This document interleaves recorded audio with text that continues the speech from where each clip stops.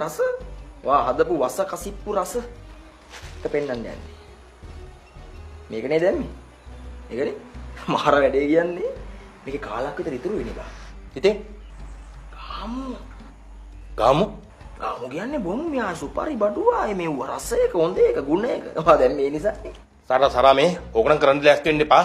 පිස්සු නටන්න එපා සරා. සුද්දා කවඩියා අල්ලා මේ ඔක් කර මොකද්ද මම උඹලා කරන්න යන්නේ? ඒ සරා මේ එපා කියමු. මේ මාතලම් මේක කරන්න. ඔපි තොපිලා පයින් නගන්න බෑ. ඔපි ඇත්ත මං අම්මා පරලා කියන්නේ අතුරු බහන් අදලා කියන. මේ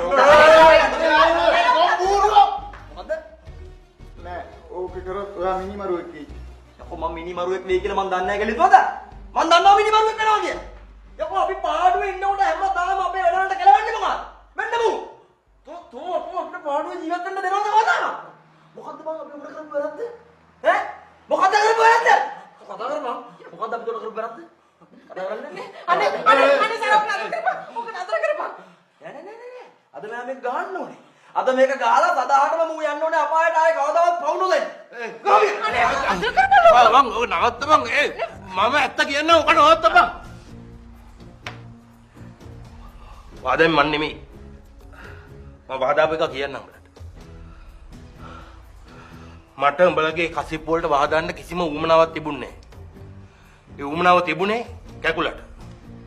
කැකුලට තමයි උඹලත් එක්ක ඇරියස් එකක් තිබුණේ. ඌයි වහදෙන්නේ.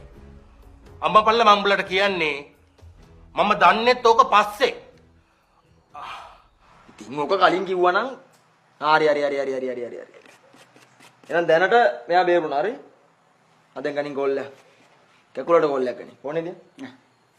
කැකුලට ගෝල් එකක් දීලා කීපන් මේ දැම්ම මෙතෙන්ට එන්න කියලා. ඌ ආවට පස්සේ උඹලා දෙන්න ගැන මම වෙනම බලා ගන්නවා. හරි ගන්න. ගනින් ඉතින්. ඉතහල්ලා ඉතින් ඉවසගෙන ගන්නකම්.